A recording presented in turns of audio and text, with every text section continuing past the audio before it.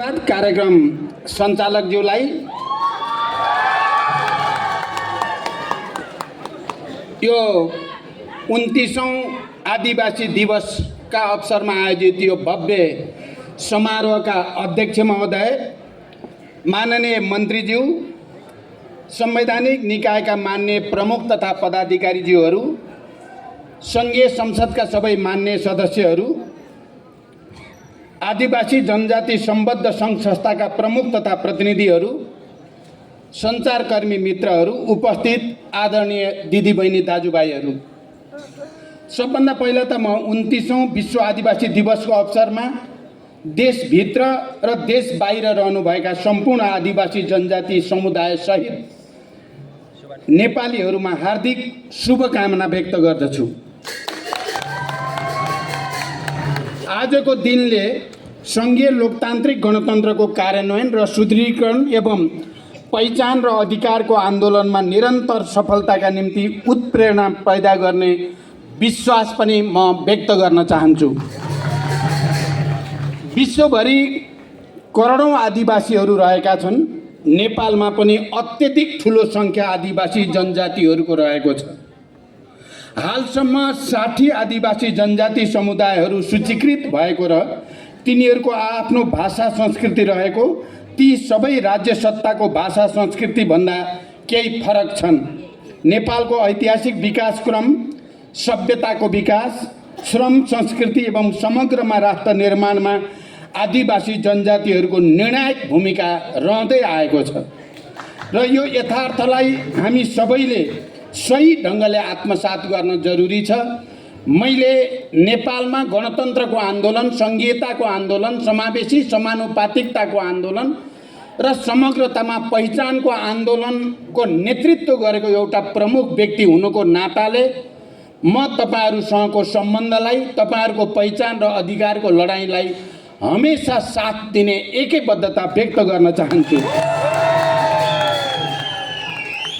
संयुक्त राष्ट्र सङ्घमा पनि आदिवासी सम्बन्धी सङ्गठन स्थापना गरिएको छ, जस अन्तर्गत संयुक्त राष्ट्र सङ्घीय आदिवासी मामिला मञ्च, united nation forum on indigenous affairs र नेपालमा 2047 देखि 22 वैशाख 22 देखि नेपाल आदिवासी जनजाति महासङ्घको स्थापना भएको हो। तपाईहरुले यहाँ र अहिले वक्ताहरूले मलाई सुनाउनु भयो। आदिवासी दिवस संयुक्त राष्ट्र सङ्घले विश्वव्यापी रूपमा मनाउँछ आजकै दिन भने नेपालमा पनि नेपाल सरकारले मनाओस् भन्ने माग तपाईहरुले राख्नु भएको छ। म के भन्न चाहन्छु भने आदिवासी जनजाति दिवस मनाउने कुरामा प्रत्येक पटक नेपाल सरकारका प्रधानमन्त्री यो कार्यक्रममा सहभागी हुने र सरकारको तर्फबाट बधाई र शुभकामना दिने परम्परा हुँदै आएको छ। एक अर्थमा भन्ने हो भने आदिवासी जनजाति अघि सरकार पछि भएर यो दिवस मनाउने गरिएको छ। तपाईहरुले अहिले जे कुरा राख्नु भएको छ, मैले सरकारमा भएका पार्टीहरूसँग र सरकारमा अबदेखि आदिवासी विश्व दिवस नेपालमा पनि सरकारले मनाउने कुरामा पहल गर्ने विश्वास म तपाईहरुलाई दिलाउन चाहन्छु।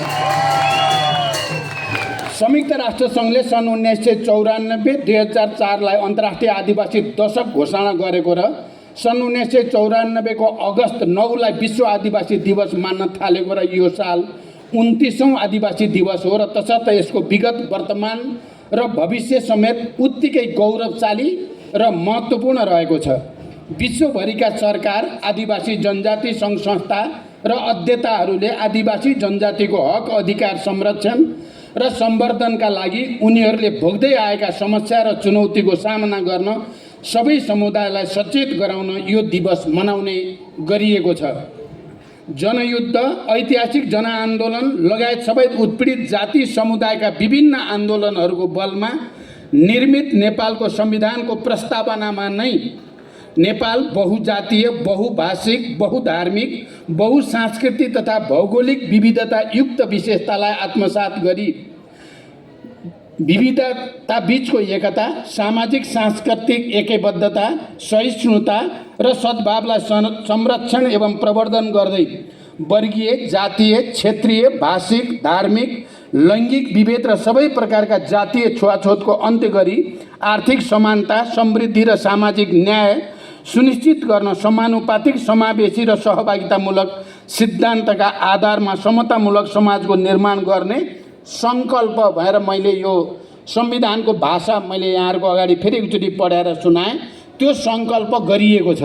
साथै नेपालको संविधानको भाग 27 धारा 261 मा आदिवासी जनजाति आयोगको व्यवस्था गरिएको छ, जसले मूलतः आदिवासी जनजाति सम्बद्ध नीति निर्माणका लागि नेपाल सरकार समक्ष सिफारिस गर्ने तथा सुझाव दिने, सरकारद्वारा सञ्चालित नीति तथा कार्यक्रमको समीक्षा, अनुगमन र मूल्याङ्कन गर्ने र समुदायको सशक्तिकरणका लागि चेतनामूलक कार्यक्रम सञ्चालन गर्ने गर्दछ।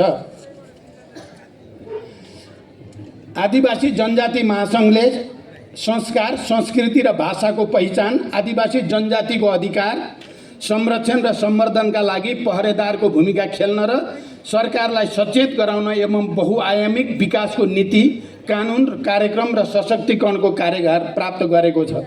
नेपाल सरकार नेपालका आदिवासी समुदायले बोल्ने सबै भाषा, साहित्य, संस्कृति, सामाजिक शास्त्र, दर्शनको संरक्षण, सम्वर्धन र विकासमा सचेत र प्रतिबद्ध रहेको छ।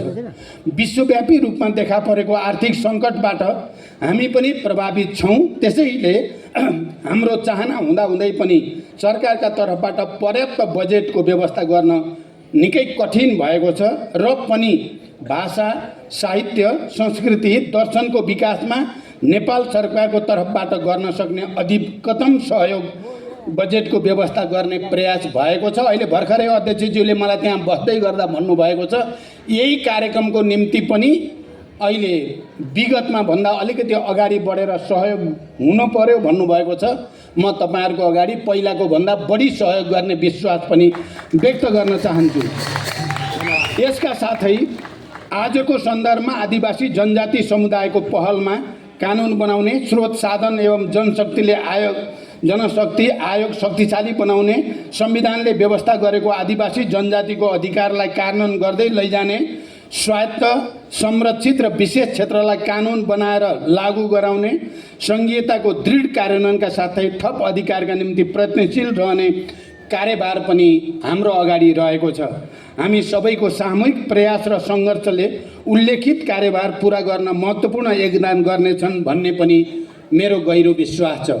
यति भनिसकेपछि तपाईहरूले अहिले म प्रधानमन्त्री हुनुको नाताले र जसले पहिचानको आन्दोलनलाई समावेशी र समानुपातिकताको आन्दोलनको नेतृत्व गर्यो, उसले प्रदेशको नामाकरण गर्दा पहिचान झल्किने, संस्कृति झल्किने गरोस् भन्ने तपाईहरूको आवाजको गम्भीरता र संवेदनशीलतालाई मैले बुझेको छु। 1 नम्बर प्रदेशलाई कोशी प्रदेश नामाकरण गरिनु अगाडि मैले सायद तपाईहरूका विभिन्न कार्यक्रममा त्यो प्रदेशको नामाकरण किराँत प्रदेश राख्नु उचित हुन्छ र मेरो तर्फबाट त्यो प्रयास भइरहेको छ मैले भनेको पनि थिएँ। मलाई त्यसको पनि सम्झना छ र अहिले यो कोशी प्रदेश नामाकरण भइसकेपछि जो आन्दोलन चलेको छ त्यो आन्दोलनका सन्दर्भमा आदिवासी जनजाति लगायत विभिन्न सङ्घ संस्थाको प्रतिनिधिहरूले बालुवाटारमा प्रधानमन्त्रीलाई आएर भेट्नु भएको थियो र मैले त्यहाँ यसको बारेमा पनि केही कुरा राखेको थिएँ र अनि पछि यो आन्दोलनको क्रममा शहादत प्राप्त गर्ने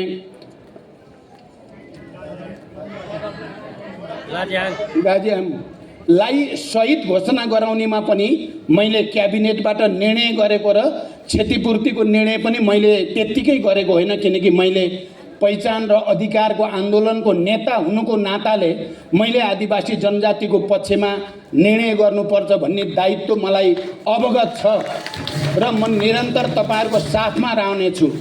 एउटा कुरा के अप्ठ्यारो पर्यो त भने 2070 मा मैले नेतृत्व गरेको पार्टीले पहिचान सहितको संघीयता, संघीयता सहितको संविधानको मूल नारा अन्तर्गत चुनाव लडिएको थियो। तर दुर्भाग्य हामीले जनतालाई राम्रोसँग प्रशिक्षित गर्न सकेनौँ र हामीले भने जस्तो तपाईहरुले यहाँ यो कुरा पनि राख्नुभयो, मैले शेर्पामा गएर शेर्पा प्रदेशको नामाकरणको घोषणा पनि गरेकै थिएँ, किराँतको पनि मैले गरेकै थिएँ। तर त्यसलाई कार्यान्वयन गर्नको निम्ति जति तागत सदनमा हामीलाई चाहिने हो, पहिचानका पक्षधरलाई चाहिने हो, त्यो शक्ति हामीलाई प्राप्त भएन। त्यसले गर्दा त्यसलाई लागू गर्न सकिएन। म तपाईहरुलाई यो कुरा पनि भन्न चाहन्छु, म दोस्रो चोटि प्रधानमन्त्री भएको बेलामा मधेसी र आदिवासी जनजातिको अधिकार अझै राम्रोसँग लिपिबद्ध भएको छैन भनेर अहिले जीव छिरिङ लामाले त मैले आवाज उठाएको छु भन्नुभयो, धन्यवाद तपाईलाई। तर मैले त संविधान संसदको प्रस्ताव, संशोधनको प्रस्ताव 2 पटक सदनमा प्रस्तुत गरेको छु।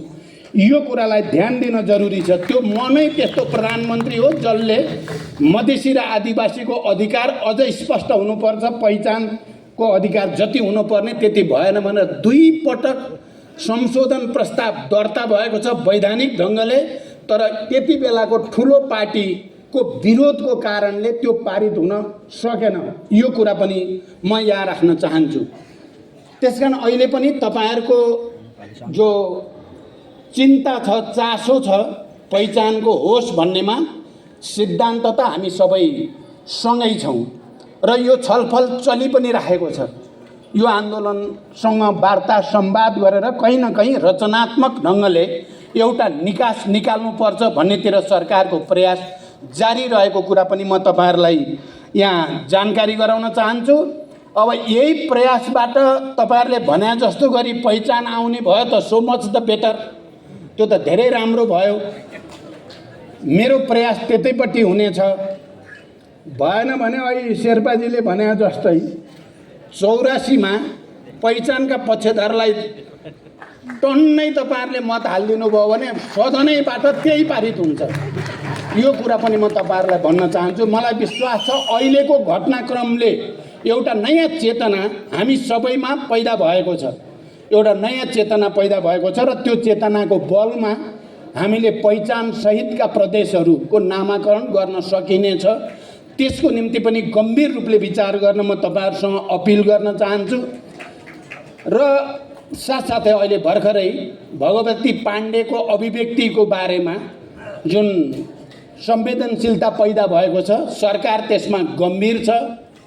हिजो मात्रै पनि हामीले गृह मन्त्रालय लगायत सम्बन्धित प्रहरी अधिकृत समेतलाई राखेर घटनाक्रमको समीक्षा गरिएको छ र दोषीलाई कारबाही गर्ने प्रक्रिया अगाडि बढेको जानकारी म तपाईहरुलाई गराउन चाहन्छु। नेपाल बहुजातीय बहुभाषिक देश भएको र त्यहाँ एउटा सामाजिक सद्भाव र एकबद्धता रहेको सन्दर्भमा कुनै पनि जाति, भाषा, संस्कृति माथि अपमानित गर्ने कुनै पनि भाषा प्रयोग गर्नु त्यो बिल्कुल सहन सकिने कुरा होइन। त्यसकारण त्यो एकबद्धताको लागि र साथसाथै त्यो घटनासँग जोडिएर आवाज उठाउने आन्दोलनकारीहरूमाथि प्रहरीको ज्यादती भएको हो भन्ने ठहर हामीले हिजो गरेकै छौँ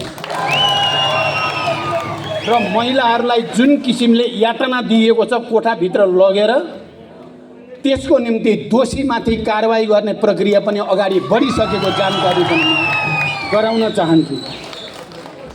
अन्त्यमा 29औं विश्व आदिवासी दिवसले प्राप्त अधिकारको संरक्षण र सुदृढीकरण गर्दै थप अधिकार प्राप्तिको आन्दोलनलाई व्यवस्थित तुल्याउन, राष्ट्रिय स्वाधीनता र एकतालाई सुदृढ गर्न एवं संविधानको परिकल्पना अनुरूप समाजवादको आधार तयार पार्न महत्त्वपूर्ण प्रेरणा मिल्ने विश्वासका साथ फेरि एकपटक तपाईहरु सबैमा र देशभित्र बाहिर रहेका सम्पूर्ण आदिवासी जनजातिहरूमा र सम्पूर्ण नेपालीहरूमा पनि हार्दिक बधाई र शुभकामना भन्दै बिदा हुन्छु। धन्यवाद। अभिवादन।